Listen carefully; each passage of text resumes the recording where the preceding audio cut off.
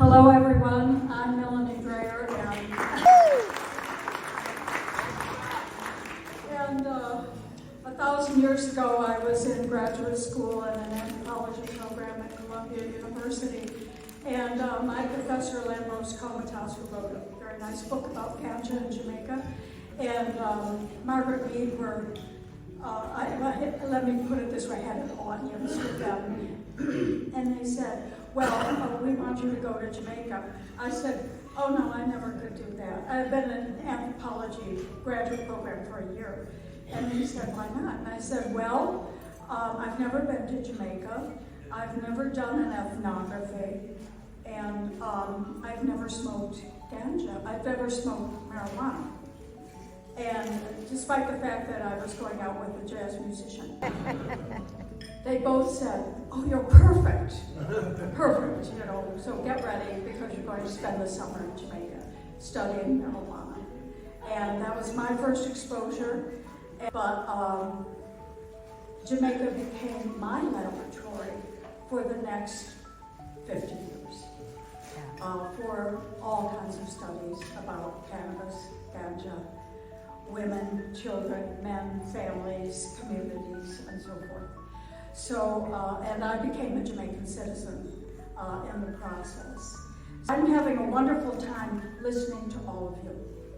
And yesterday when I was listening to all the rich information that we're getting about what cannabis can do, and why, and I kept saying to myself, why are we have these data, we have this research, why are we prevented from using it in the way it should be used? And I understand that, you know, there's the medical side, the laboratory side, and that we all have to understand that, and that there are differences of opinion about the effects and how it works and so forth. And those differences have resulted in a variation in the uptake of use, where we could be using it much more effectively and more frequently, and that's not happening. But I need to tell you the story about sort of my last encounter with NIH, because it actually was my last encounter with NIH. I had put in a study to do a follow-up on a study I had already done, which was the marijuana and pregnancy study, and you may be familiar with that. And I wanted to go back. We had already gone back and studied these same children, the same cohort, which is very unusual, at 2 years old. Then we studied the same cohort again at 4 years old. We could find no, and these are children who had been exposed to cannabis during pregnancy. And we could find no negative outcomes at all. And we were ready to do the 6-year-old study. And what happened then was very interesting, and why I wanted to bring it to this body. These children they were going to be 6 years old. I put the study in. The group that took a look at it said, well, you need a few more things. They sent it back to me. I made the changes, put it back in, almost fully assured that I would get this money to do the research from NIH. And instead, I got a call saying, Melanie, I'm really sorry to tell you this, but Congress hates your research. And I said, really? How did they know about my research?